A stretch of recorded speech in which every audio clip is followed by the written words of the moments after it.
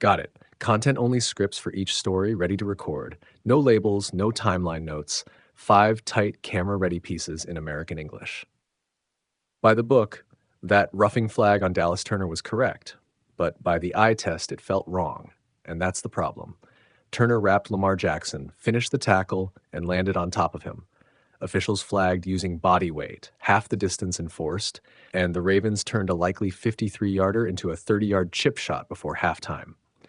The rule exists to stop dangerous stuffing plays where a defender drives a passer violently into the turf, but the enforcement hinge, whether a tackler's momentum leaves sustained weight, is subjective and explosively consequential.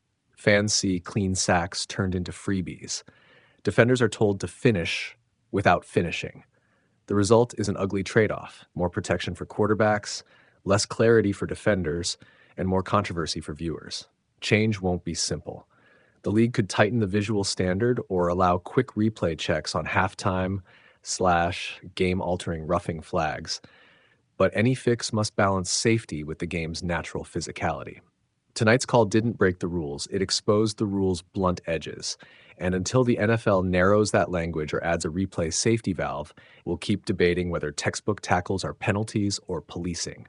Pittsburgh's offseason swing for the fences felt like a declaration of intent: bold moves, veteran leadership, and a chance to snap the mediocrity cycle. Aaron Rodgers arrived with those expectations, and for a while his presence masked underlying flaws. But Sunday night's loss to the Chargers was the moment the mask slipped. Rodgers had a miserable night. Multiple turnovers, pressure that never let him settle, and a safety that symbolized the issue. Time has changed him. The tape shows a quarterback who still reads the game like a Hall of Famer, but whose body can't always translate that into heroic improvisation. The offense around him didn't help. Trenches that failed to hold, limited explosive playmakers, and scheming that left Rodgers exposed. This was less a single bad game and more a revealing stress test. Rodgers can't carry an imperfect roster the way younger elite quarterbacks can. The real question now is how the Steelers reconcile gratitude for his leadership with the hard yardage of roster reality. Protect the quarterback, add playmakers, or start planning an eventual pivot. Until they fix the supporting cast, Rodgers' brilliance will be a fragile Band-Aid, not a structural cure. Mike Tomlin's post-game praise of Chargers defensive coordinator Jesse Minter read like a backhanded admission. Complimenting an opponent is normal. Conceding you got out-schemed on your signature side of the ball is something else. Tomlin has built his reputation on defensive rigor, and watching a rival coordinator outmaneuver his unit in a primetime loss stings. The numbers were stark: dismal third down conversions, turnovers, and defensive breakdowns when it counted. Tomlin's measured, "we'll be back," is coach speak, but the subtext is real. Other brains are catching up, maybe passing him by. Minter's scheme exposed Pittsburgh's schematic rigidity and personnel limits, and now the franchise must ask uncomfortable questions about midseason adjustments, play caller creativity, and whether the coaching staff's approach still buys the margin it once did. It's not time to panic, but it is time to audit. Are the coaches evolving as the league does, and is the roster constructed to execute what modern defenses demand? Scorigami struck again. When the Texans took a last-second kickoff to the house and declined the pat, the final readout froze at 36-29, a score that had never happened in NFL history. Scorigami isn't about superstition. It's a statistical quirk born from the modern game. 2-point tries, analytics-fueled decisions, and an ever-expanding menu of scoring permutations. This is the 1,094th unique final score, and the third new one this season after a 41-40 Wild finish earlier and an unprecedented 40-40 tie. These oddities are fun, but they also reflect deeper shifts. Teams are more willing to go for two, game scripts are more varied, and end-of-game strategy is a laboratory of analytics. For fans and numbers nerds alike, each Scorigami moment is a neat reminder that the NFL still finds ways to surprise the ledger. And for coaches, it's a nudge that every point decision now carries historical novelty and tactical consequence. The Tush Push lives, and Monday night showed why officials and opponents loathe it. Philadelphia's short-yardage shove has become a weapon, and one the Packers tried to ban last offseason. Yet when the Eagles used a tush push sneak early, replay showed multiple linemen twitching before the snap, clear false start motions, and the officials missed it.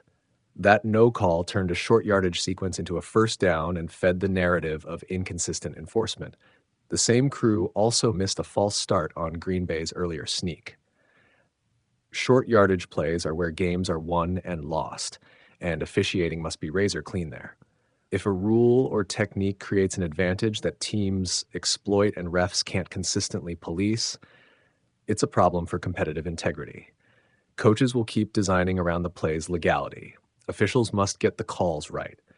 Either the league clarifies enforcement in these dozen-to-go moments, or fans will watch the tactical evolution of the tush push with growing suspicion, and every missed flag will feel like a stolen inch of the game. This one felt like a slow burn collapse of trust. The Eagles run the tush push on a short yardage snap, multiple linemen twitch, and the offense moves the chains, but the flag never comes. Same game, same night. Green Bay's own QB sneak features obvious pre-snap movement and also goes uncalled. 2 missed false starts on short yardage snaps in one game, and one of them on the very play a huge portion of the league tried to ban this offseason, is the kind of sequence that turns ordinary frustration into full-blown outrage. 2 things are true at once. First, the tush push is legally in the rulebook right now, and teams that can execute it, with trigger timing, leverage, and coordination, will use it. Second, the play increases the pressure on officials. When a lineman inches forward a beat before the snap, does that become an impossible to enforce technicality or a clear violation that needs a flag? Fans and TV replays usually think the latter. Officials sometimes see the chaos and are slower to throw. The Packers' offseason push to ban the play showed league-wide unease. That proposal getting 22 votes but failing to reach the three-quarter threshold tells you 2 things. A lot of teams dislike the tush push for competitive fairness reasons, but enough teams value scheming around it or fear changing fundamentals to keep it legal for now. That makes enforcement consistent and visible enforcement, the least the league owes opponents and viewers. Calling false starts on push plays shouldn't be a mystery. On replay, the movement is often obvious. Linemen breaking their set, shoulders dipping, or heads moving before the snap. Yet for whatever combination of human limits and situational leniency, crews sometimes let this slide in the heat of the moment. The result? Perceived inconsistency that fuels claims of bias and ruins the idea of gotta be perfect to win fairness. This was avoidable in 2 practical ways. 1, officials must prioritize pre-snap infractions on short yardage plays the same way they prioritize obvious fouls on scoring plays. 2, the NFL should change the mechanics of review, make set or false start calls on short yardage snaps booth reviewable or at least reviewable via coach challenge. Right now, those infractions are usually non-reviewable, which leaves the final word to human eyes in a fraction of a second. Technology has a role to play too. The league could trial snap detection sensors or a required ready cadence that enforces a uniform pre-snap freeze for half a second on 4th and short goal line plays.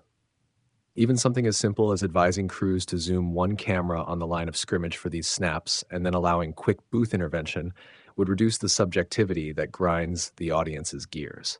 Officials also need accountability and transparency. When high visibility calls are missed or not, short post-game explanations from the league office, review found X, flag declined because Y, calm fans more than silence. Right now, most viewers only get slow motion loops and hot takes. A 20 to 30 second official explanation would go a long way toward restoring faith. Finally, teams can help themselves. If you hate the tush push, coach your edge techniques and crowd the box with odd fronts that disrupt the snap exchange. If you run it, make sure your pre-snap discipline is airtight. The more your linemen twitch, the easier it is for opponents and broadcasters to make the fix the game narrative stick. Bottom line, the play that many teams wanted banned is still legal, but the enforcement around it is inconsistent enough that it looks like a loophole when it's used and an error when it costs you. If the NFL wants fewer conspiracy theories and more clean football, it needs clearer standards, quicker booth reviews for pre-snap infractions in short yardage spots, and better public explanations when things go sideways. Until then, every goal line shove will carry the risk of becoming the next viral injustice.